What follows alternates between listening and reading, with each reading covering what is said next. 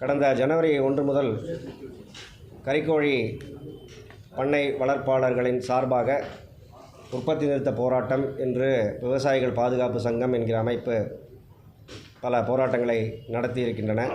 சில விரும்பத்தகாத நிகழ்வுகளும் இது தொடர்பாக நடைபெற்றுள்ளன.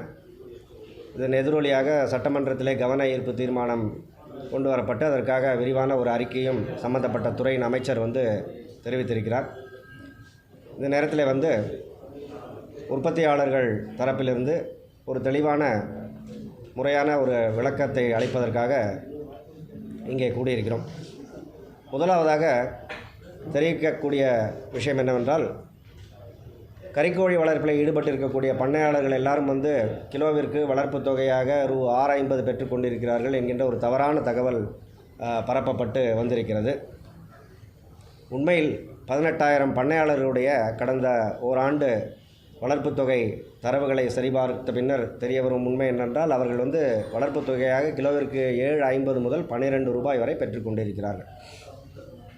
இது நம்ம அடிப்படையாக புரிஞ்சிக்கக்கூடிய ஒரு விஷயம். இந்த தீவன மாற்று விகிதாச்சார முறையில் கோழி வளர்ப்பு முறைமையை பற்றி தெரிந்தவர்களுக்கெல்லாம் இது தெரியும். அவர்கள் வெறும் 6 ரூபாய் 50 காசுகள் பெறக்கூடிய பண்ணையாளர்கள் என்பது வெறும் 5% குறைவாகத்தான் இருக்கிறார்கள். 95% மேல் 7.50 12 ரூபாய் வரைக்கும் அவர்களுடைய வளர்ப்பு முறையை அடிப்படையில் அவர்கள் பெற்றுக்கொண்டிருக்கிறார்கள். 12 ரூபாய்க்கும் அதிகமாக 5% வளர்ப்பாளர்கள் பெற்றுக்கொண்டிருக்கிறார்கள். இதன் ஒரு முக்கியமான ஒரு உண்மை. இரண்டாவதாக, இந்த பண்ணை கோழி தொழிலில் நேரடியாக ஈடுபட்டிருப்பவர்களுக்கும் நிறுவனங்களுக்கும் எந்த பிரச்சனையுமின்றி சுமூகமாக இன்றளவும் ஒரு நாளைக்கு 23 25 லட்சம் கோழி குஞ்சுகள் பண்ணைகளிலே இறங்கி கொண்டிருக்கின்றன. எந்த பண்ணையிலிருந்தும் திருப்பி அனுப்பப்படுவதில்லை. இது ஒரு சுமூகமான உறவை எடுத்து காட்டுகிறது. தேவையில்லாமல் இதில் குழப்பத்தை ஏற்படுத்த வேண்டும் என்கிற நோக்கத்தில் விவசாயிகள் பாதுகாப்பு சங்கம் தன்னை ஈடுபடுத்தி கொண்டு தவறான வழிகாட்டுதல்களால் தான் இந்த விரும்பத்தகாத நிகழ்வுகள் நடந்திருக்கின்றன என்பதை புரிந்து கொள்ள வேண்டும். இப்பொழுது கூட சில இடங்களிலிருந்து தகவல் வந்திருக்கிறது. குஞ்சு ஏற்கனவே இறக்கிய பண்ணைகளில் நீங்கள் எப்படி இறக்கலாம் என்று அவர்கள் மிரட்டப்படுவதாக. இது ஒரு அறவழி போராட்டம் அல்ல. இது போன்ற ஒரு போராட்டங்கள் எந்த விதமான தீர்வையும் கொடுத்து விடாது. இதை அவர்களுக்கு ஒரு வேண்டுகோளாக நாங்கள் வைக்கிறோம். இது பண்ணையாளர்களுக்கும் நிறுவனங்களுக்கும் கடந்த 40 ஆண்டு காலமாக இருக்கக்கூடிய ஒரு உறவு. பல பண்ணையாளர்கள் சிறு ஒரு 2000 கோழி வளர்ப்பிலிருந்து இன்றைக்கி 1 லட்சம் கோழி வரை வளர்க்கக்கூடிய பண்ணையாளர்கள்லாம் இருக்கிறார்கள். தமிழகம் முன்னணி மாநிலமாக முட்டை உற்பத்திலையும் கோழி உற்பத்திலையும் இருக்கிறது. பல மாநிலங்களுக்கு ஏற்றுமதி செய்யக்கூடிய அளவிற்கு நம்முடைய கட்டமைப்புகள் இங்கே உருவாகி இருக்கின்றன. எனவே அறவழியில் போராட்டம் செய்கிறோம் என்கின்ற ஒரு வாதத்தை வைத்துக்கொண்டு அறம் அல்லாத வழிகளிலே போராட்டங்களை முன்னெடுத்து செல்ல வேண்டாம் என்று தாழ்மையுடன் கேட்டுக்கொள்கிறோம். இப்போ தான் 2 நாட்களுக்கு முன்னால் நம்ம குடியரசு தினத்தை சிறப்பாக கொண்டாடி இருக்கிறோம். அஹிம்சை இந்த உலகத்திற்கு தந்த நாடு. இங்கே அறவழியில் போராட்டம் தான் செய்ய வேண்டுமே தவிர அதில் எடுத்த வன்முறையை என்றைக்குமே பண்ணக்கூடாது. அதுபோல் செய்ததனால்தான் சில நடவடிக்கைகள், கைது நடவடிக்கைகள் வரைக்கும் இன்று சென்றிருக்கின்றன. இவற்றையெல்லாம் மனதில் கொண்டு பண்ணையாளர்களுக்கும் நிறுவனங்களுக்கும் இருக்கக்கூடிய சுமூகமான உறவில் ஒரு பகை சுவற்றை கட்டி எழுப்ப முயற்சி செய்ய வேண்டாம். அது வெற்றியடை போவதும் இல்லை. ஏனென்றால் பண்ணையாளர்களுக்கு குறைவான ஒரு வருமானத்தை அளித்துவிட்டு நிறுவனங்கள் லாபம் சம்பாதிக்க வேண்டும்ங்கிறதெல்லாம் கிடையாது. பண்ணையாளர்களை மிரட்டி அவர்களுக்கு குஞ்சுகள் கொடுத்து நீங்கள் வளர்த்து கொடுத்து தான் ஆக வேண்டுமெல்லாம் பண்ண முடியாது. இது ஒப்பந்த அடிப்படையில் நடைபெறக்கூடிய ஒரு முறையான தொழில். பலவிதமான ஆணையங்கள், பலவிதமான அரசாங்க ஆணையங்களின் அடிப்படையில் வரக்கூடியது. 24 மணி நேரமும் கண்காணிக்கப்படக்கூடிய ஒரு துறை கோழி வளர்ப்பு என்பது. தொடர் சங்கிலியாக நடைபெறக்கூடியது. கால்நடை பராமரிப்பு துறையின் கீழ் வருகிறது. ICMR என்று சொல்லக்கூடிய நம்முடைய மருத்துவ பணிகள் துறை அவர்கள் கீழே வருது. FSSI கீழே வருது. பொல்யூஷன் கண்ட்ரோல் கீழே வருது. இப்படி எல்லா ஆணையங்களுக்கும் கீழே நேரடி கண்காணிப்பில் இயங்கக்கூடிய ஒரு துறை. எல்லா தரவுகளும் இன்று பொதுவெளியில் இருக்கின்றன. யாரும் யாரையும் ஏமாற்றியெல்லாம் வியாபாரம் செய்துவிட முடியாது. தொழில்நுட்பம் வளர்ந்துள்ள காலத்தில் ஒரு சாதாரண மனிதன் கூட ஒரு பட்டனை அமைக்கினால் அவர்களுக்கு எல்லா தரவுகளும் விழுந்து இருக்கக்கூடிய காலத்திலே இந்த விவசாயிகள் எல்லாம் வஞ்சிக்கப்படுகிறார்கள். வெறும் 6.50 மட்டும் எல்லா விவசாயிகளும் பெற்றுக்கொள்கிறார்கள் என்று ஒரு பொய்யான, உண்மைக்கு மாறான ஒரு தகவலை கட்டமைத்து இந்த போராட்டத்திற்கு தூண்டுவது என்பது தவறு. இதை செய்யாதீர்கள் என்பதை நிறுவனத்தின் சார்பாக நாங்கள் முதலாக தெரிவித்துக் கொள்கிறோம். இரண்டாவதாக, தமிழ்நாட்டில் மட்டும் கோழி வளர்க்கலை, பிற அண்டை மாநிலங்களிலையும் கோழி வளர்க்கிறார்கள். தெலுங்கானா, ஆந்திரா, கர்நாடகா, கேரளா இந்த மாநிலங்களையும் வளர்க்கிறார்கள். மற்ற அண்டை மாநிலங்களெல்லாம் கம்பேர் பண்ணி பார்க்கும்போது நம்முடைய மாநிலத்திலே வந்து அதிகமான வளர்ப்பு தொகை ஏற்கனவே வழங்கி கொண்டிருக்கிறோம் என்பதுதான் நிதர்சனமான உண்மை. இதை எப்படி வழங்கி கொண்டிருக்கிறோம் என்றால் அதிகமான உற்பத்தி செலவை ஏற்றுக்கொண்டு நாம் வழங்கி கொண்டிருக்கிறோம். இதை நம்ம புரிந்து கொள்ளணும். நம்ம மாநிலம் வந்து மத்திய பிரதேசத்திலிருந்தும் பீகாரிலிருந்தும் சோயா மற்றும் மக்காச்சோளத்தை இறக்குமதி செய்து நாம் செய்ய வேண்டும். இந்த டிரான்ஸ்போர்ட், அதாவது போக்குவரத்து செலவே வந்து டன்னுக்கு வந்து 4000 5000 ஆகக்கூடிய நிலைமையில் வந்து நம்ம வந்து அந்த உற்பத்தி செலவை வந்து ஏற்றுக்கொண்டு அதிக வளர்ப்பு தொகையும் கொடுத்து இந்தியாவிலேயே அதிகமான வளர்ப்பு தொகை மற்றும் உற்பத்தி செலவு உள்ள கறிக்கோழி தொழிலாக இன்று தமிழகம் இருக்கிறது. அதனால் வந்து எந்த விதமான வகையிலும் வந்து வளர்ப்பாளர்களுக்கு குறைந்த அளவில் வருமானம் பெற வேண்டும் என்பது நிறுவனத்தினுடைய நோக்கம் இல்லை என்பதை தெளிவுபடுத்தும். மூன்றாவதாக, இந்த வளர்ப்பு தொகையை பொறுத்த வரைக்கும் நான் ஏற்கனவே குறிப்பிட்டபடி வந்து 7.50 12 வாங்கக்கூடியவர்கள் வந்து அதிகமான அளவில் 90% பேர் இருக்கிறார்கள். ஒரு நிறுவனத்திற்கு வந்து குறைந்த அளவிலே வளர்ப்பு தொகை வாங்கக்கூடிய பண்ணையாளர்கள் என்பது ஒரு சுமைதான். அவர்களை வந்து அதிகமான வருமானம் பெற வைக்க வேண்டும் என்பதுதான் நிறுவனங்களுடைய இலக்காக இருக்கிறது. இந்த சூப்பர்வைசருக்கோ மேனேஜருக்கோ அதுதான் டார்கெட். ஆரம்பத்தில் இருக்கக்கூடிய பண்ணையாளர் யாரும் இருக்கக்கூடாது, அவங்க வருமானம் இன்க்ரீஸ் பண்ணும். ஏன்னா ஆரம்பத்தில் இருந்தால் தீவனம் விரயமாகிறது என்று பொருள், தீவனம் முறையாக கொடுக்கப்படவில்லை என்று பொருள். அப்போ அவருடைய வருமானம் உயர்ந்தால்தான் முறையாக தீவனம் அளிக்கப்பட்டு அந்த கோழிகளெல்லாம் குறிப்பிட்ட நாட்களிலே ஒரு 2 கிலோ உடல் எடை அடைந்து சந்தைப்படுத்துதலுக்கு போகின்றன என்பது கணக்காகும். எனவே குறைந்த வருமானத்தை அவர்களுக்கு அளித்து நிறுவனங்கள் லாபம் ஈட்ட முடியாது. இதை நாம் வந்து தெளிவாக புரிந்து கொள்ள வேண்டும். அடுத்ததாக, இந்த விவசாயிகள் எல்லாம் ஏதோ மிரட்டப்பட்டு அவர்கள் வந்து வேறு வழியின்றி இந்த தொழிலை செய்வதாக குறிப்பிடப்பட்டதெல்லாம் சற்றும் உண்மை அல்ல. நிறைய விவசாயிகள் இந்த தொழிலில் வந்து ஏற்கனவே 2-3 பண்ணையை வந்து அமைத்து அனுபவப்பட்டவர்கள்லாம் இன்று சொந்தமாக செய்து கொண்டு இருக்கிறார்கள். குஞ்சுகள்லாம் மார்க்கெட்டில் கிடைக்குது. இன்றைக்கி டிமாண்ட் இல்லாமல் வந்து ஒரு கோழி குஞ்சுடைய விலை 60 ரூபா வரைக்கும் போயிடும். தீவனம் மார்க்கெட்டில் கிடைக்குது. இவற்றை வாங்கி அவர்களே வளர்த்து சந்தைப்படுத்துவதில் ஈடுபட்டிருக்காங்க. கேரளாவில் பெரும்பாலான விவசாயிகள் வந்து இந்த முறையை பின்பற்றி இருக்கிறார்கள். தமிழகத்திலும் நிறைய பேர் இதை பின்பற்றி இருக்கிறார்கள். எங்களுடைய வேண்டுகோள்னால் வந்து விவசாயிகளுக்கு வந்து போராடுகிறோம் என்று சொல்லக்கூடிய அமைப்பு வந்து ஏன் வந்து ஒரு உழவர் உற்பத்தி நிறுவனத்தை ஆரம்பித்து கொடுக்கக்கூடாது, அவர்கள் சொந்தமாக ஏன் வந்து விற்பனையில் ஈடுபடக்கூடாது, இவற்றை செய்யலாம். ஆனால் இன்று அந்த சிறு குறு விவசாயிகள் சந்தை அபாயங்களிலிருந்து, அதாவது விலை ஏற்றத்தாழ்வுகளிலிருந்து பாதுகாக்கப்பட வேண்டும் என்கிற காரணத்திற்காக தான் அவர்கள் இந்த வளர்ப்பு முறையிலே வந்து ஒரு நிலையான வருமானம் பெற வேண்டும் என்று வந்திருக்கிறார்கள். கோழி விலை மொத்த விலை வந்து பண்ணை அளவில் வந்து 60 ரூபாய்க்கும் இருக்கிறது, 110 ரூபாய்க்கும் இப்போது விற்று கொண்டிருக்கிறது. உற்பத்தி செலவிலிருந்து 30-40 ரூபாய் குறைந்து வந்து விற்பனை விலை நடைபெறுது. அந்த நஷ்டத்தை நிறுவனங்கள் ஏற்று அவர்களுடைய முதலீட்டை அங்கே வைத்து வங்கியிலே அடமானம் வைத்து இந்த தொழிலை நடத்தி கொண்டிருக்கிறார்கள். இந்த அபாயங்களிலிருந்து அவர்களை பாதுகாக்க வேண்டும் என்பதற்காக தான் அவர்கள் வளர்ப்பு முறையிலே நிலையான வருமானத்தை பெற்றுக்கொண்டிருக்கிறார்கள். ஆகவே அவர்கள் சொந்தமாக இதை தொழிலை செய்வதற்கு எந்த விதமான தடையும் இல்லை. ஒப்பந்தம் என்பது அந்த பேட்சுக்கு மட்டும்தான் பொருந்தும். அவர்களுக்கு பிடிக்கவில்லை என்றால் மற்ற நிறுவனங்களில் சென்று அணுகலாம். அதிக வளர்ப்பு தொகை எங்கு கிடைக்கிறதோ அங்கே அவர்கள் ஒப்பந்தம் செய்து கொள்ளலாம். யாரும் நிர்பந்தப்படுத்தி கட்டாயப்படுத்தி வலுக்கட்டமாக இந்த தொழிலில் ஈடுபடுத்த வைக்க முடியாது. குஞ்சுகளை இறக்க வேண்டாம் என்று தான் வற்புறுத்தப்படுகிறார்கள். தீவனங்கள் போடாதீர்கள், தண்ணீர் கொடுக்காதீர்கள் என்று தான் தவறான வழிகாட்டுதல்களை, விலங்கு நல வழிகாட்டுதல்களின் சட்டத்திற்கு புறம்பான வழிகளில் செல்லுங்கள் என்று விவசாய பாதுகாப்பு சங்கம் வந்து கூறுகிறதே தவிர யாரும் வந்து கட்டாயப்படுத்தி நீங்கள் குஞ்சை இறக்கியே ஆக வேண்டும், எங்களுக்கு தான் வளர்த்து கொடுக்க வேண்டும் என்று பண்ண முடியாது. இதெல்லாம் வந்து அடிப்படையில் வந்து சாத்தியமில்லாத உண்மைக்கு புறம்பான ஒரு தகவல்.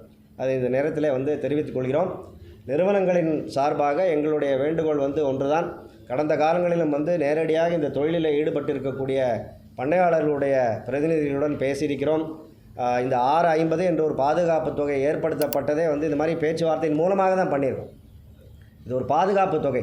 ஏன்னா சந்தை அபாயங்கள் அவர்கள் தாக்கு பிடிக்க முடியாங்கிறதுக்காக அவங்களுக்கு ஒரு பாதுகாப்பு தொகையாக 6.50 வழங்கப்பட்டிருக்கே தவிர இந்த 6.50 தான் அவர்களுக்கு கொடுக்க வேண்டும், அவர்கள் அதிகமாக வாங்கக்கூடாது என்பதெல்லாம் நோக்கமே கிடையாது. அவர்கள் அதிகமாக வாங்க வேண்டும் என்பதுதான் எங்களுடைய நோக்கம்.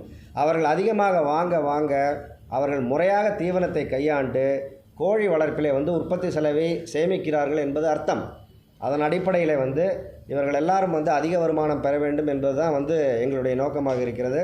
எனவே நிறுவனங்களின் சார்பாக இந்த பண்ணையாளர்களுடன் நேரடி பேச்சுவார்த்தையிலே வந்து நாங்கள் ஈடுபட்டிருக்கிறோம், பேசிக்கொண்டிருக்கிறோம். எந்த ஒரு நிறுவனத்திலும் விவசாயிகள் வந்து அந்த உரிமையாளரை சந்திப்பதற்கு எந்த விதமான தடையும் இல்லை, எங்களுக்கு எந்த விதமான தயக்கமும் இல்லை. வெளிப்படைத்தன்மையோடு இதெல்லாம் நடைபெற்று கொண்டிருக்கிறது.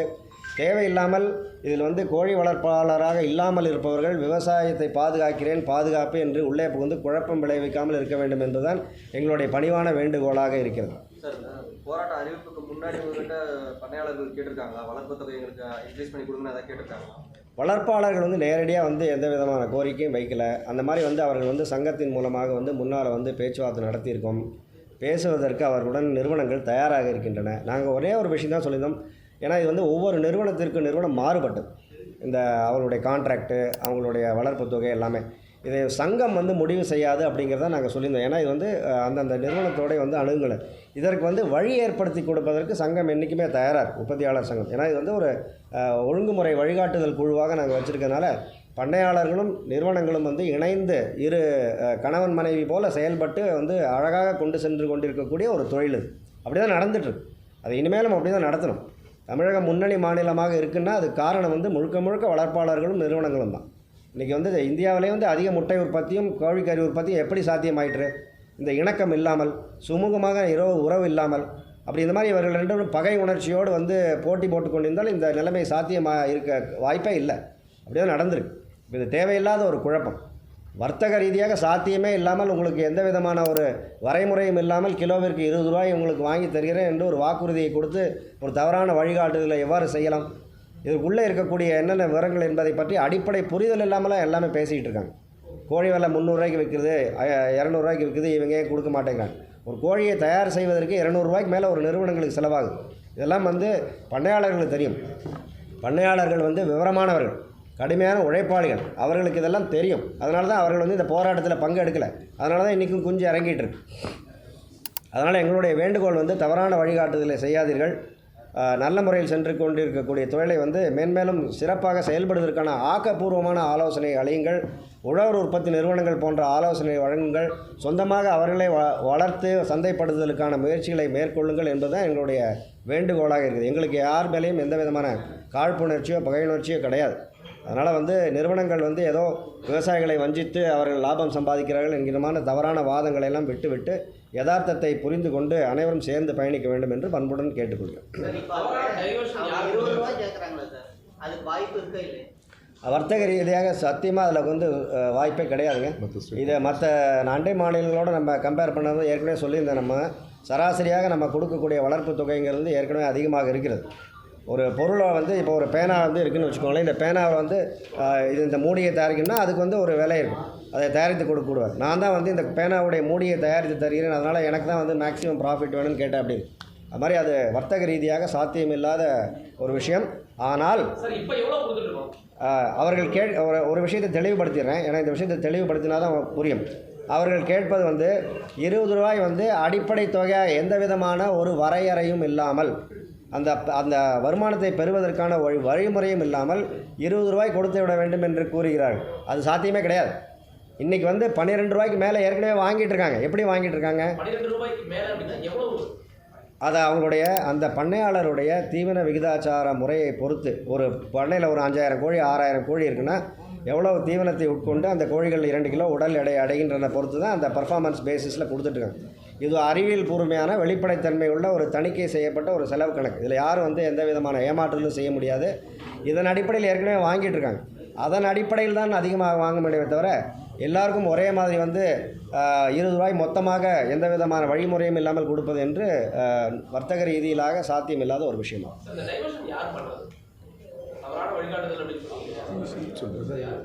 இந்த தவறான வழிகாட்டுதல்ங்கிறது வந்து இந்த சமீபத்தில் வந்து இந்த கறிக்கோழி பிரச்சனையை கையில் எடுத்திருக்கக்கூடிய விவசாயிகள் பாதுகாப்பு சங்கம் என்கின்ற ஒரு அமைப்பு, அதன் தலைவர், நிர்வாகிகள் தான் இதை வந்து மிக தவறான வழிகாட்டுதலை செய்திருக்கிறாங்க. தமிழகத்தில் இந்த மாதிரி நடந்ததில்லை. இதுக்கு முன்னாடி வந்து நாங்களும் பேசியிருக்கோம்.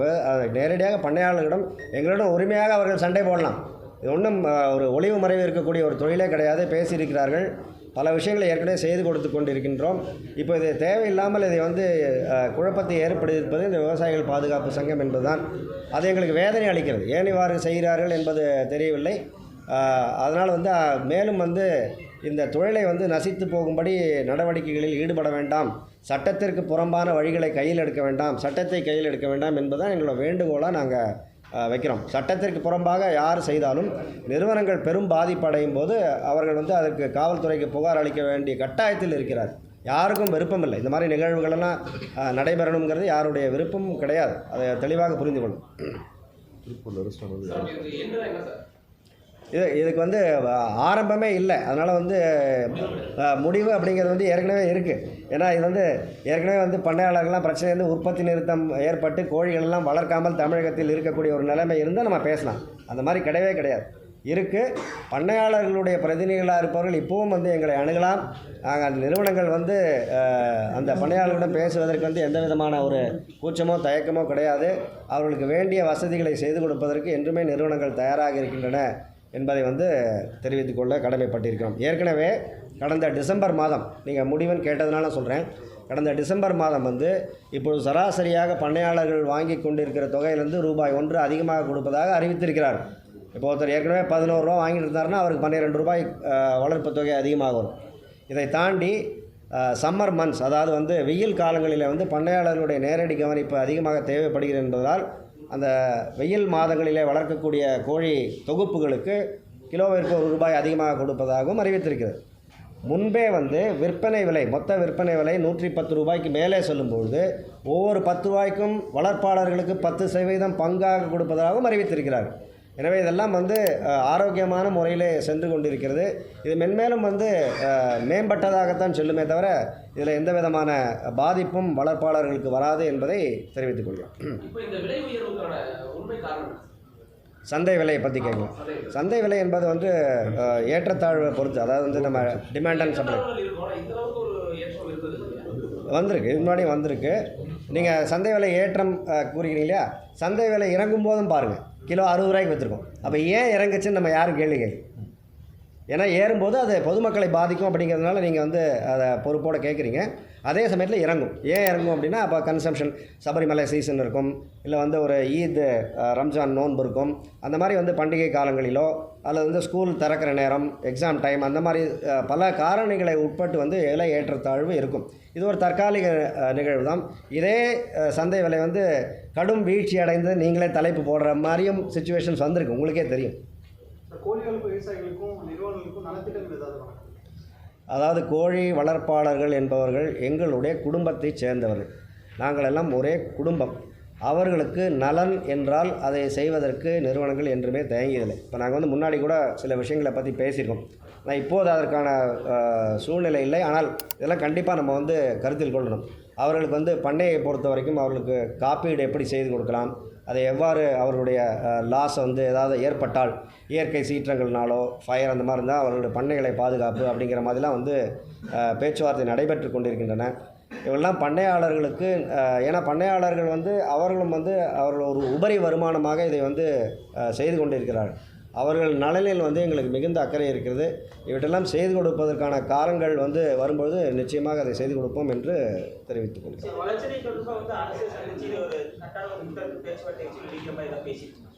இல்லை, இதில் வந்து முத்தரப்பு பேச்சுவார்த்தைங்கிறதுக்கான முகாந்திரம் இல்லைங்கிறத அரசாங்கமே ஏற்கனவே தெளிவுபடுத்து. அட்டார்னி ஜெனரல் வந்து சட்ட வல்லுநர், அரசாங்கத்தினுடைய அட்டார்னி ஜெனரல் வந்து இது வந்து ஒரு கான்ட்ராக்சுவல் ஆப்ளிகேஷன், அதாவது வந்து ஒப்பந்தத்தின் அடிப்படையில் வந்து இரு தரப்பினர், இரு தனிநபர் வந்து செய்யக்கூடிய ஒரு தொழில். இதில் வந்து அரசு தலையிடுவதற்கான வாய்ப்பு இல்லைன்னு அவங்க தெளிவுபடுத்தியிருக்காங்க. நாங்கள் சொல்கிறது என்னென்னா, இதுக்கு வாய்ப்பு இருக்கோ இல்லைங்கிறத விட இது இருதரப்பும் வந்து சுமூகமாக இருந்து பேசிகிட்டு இருக்கோம். நம்ம வந்து அப்படி தான் இதை அணுக வேண்டும். இதில் முத்தரப்புன்னு போய் பண்ண வேண்டிய அவசியமே கிடையாது. முத்தரப்புன்னு நீங்கள் போனீங்கனாலே பரஸ்பரமாக உங்களுக்கு வந்து ஒரு நம்பிக்கையின்மைங்கிற ஒரு கட்டாயத்துக்கு வந்துடும். நம்பிக்கையோடு செய்யக்கூடிய தொழில். நீங்கள் நல்லா யோசனை பண்ணி பாருங்கள். ஒரு பண்ணை 5000 கோழி வளர்க்கக்கூடிய ஒரு பண்ணையில் வந்து பார்த்தீங்கன்னா கோழி குஞ்சு மொத்தமாக அங்கே தான் போய் வைக்கிறோம். தீவன மூட்டைகள் பூரா அங்கே தான் போய் அடங்குது. ஒரு தீவன மூட்டையோட விலை கிட்டத்தட்ட 2000 ரூபா. ஒரு 10 லட்ச ரூபா மதிப்புள்ள வந்து ஒரு தீவனத்தை வந்து நம்ம விவசாயிகள்கிட்ட தான் கொடுக்குறோம். கோழி குஞ்சுகள் மொத்தத்தையும் கொடுக்குறோம். அதாவது ஒரு நிறுவனத்தினுடைய மொத்த முதலீடும் வந்து பண்ணையாளர்களிடம் தான் ஒப்படைக்கப்படுகிறது. நம்பிக்கை இல்லாமல் இந்த தொழில் எப்படி பண்ண முடியும்? ஆகவே நம்பிக்கையின்மை இழந்துவிட்ட ஒரு சூழ்நிலையில் தான் வந்து மூன்றாவதாக மத்தியஸ்தம் பண்ணுறதுக்கு இன்னொருத்தரை கூட்டு வரணும். அப்படிப்பட்ட சூழ்நிலை இல்லை.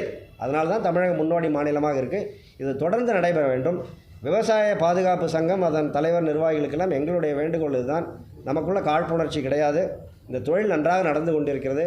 விவசாயிகளிடம் இருக்கக்கூடிய ஒரே தொழில் கறிக்கோழி வளர்ப்பு தொழில் தான்.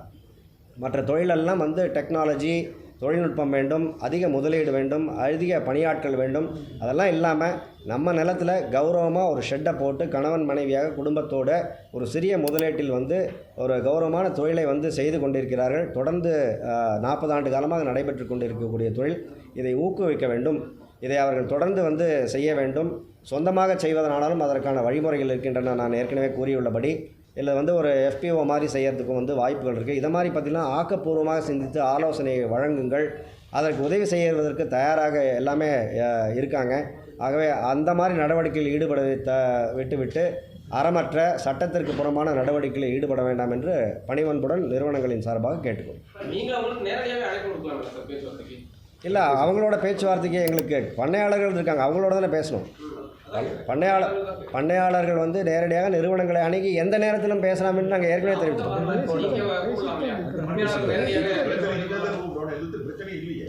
இப்போ இங்கே நிறுவனங்கள்லாம் இருக்காங்க. இப்போ இந்த நிறுவனங்களில் இருக்கும்போது நிறுவனத்தினோட பண்ணையாளர்கள் வந்து அந்த நிறுவனங்களை அணுகி எங்களுக்கு இந்த பிரச்சனை இருக்குன்னு தாராளமாக போகலாம். இப்போ எல்லா நிறுவனங்களும் இங்கே இருக்காங்க பாருங்க. வந்து தமிழகத்தில் இருக்கக்கூடிய அனைத்து கறிக்கோழி நிறுவனங்களின் உரிமையாளரும் இங்கே உட்காந்துருக்காங்க. இவங்களை அணுவதெல்லாம் எந்த விதமான பிரச்சனையும் கிடையாது. எந்த விதமான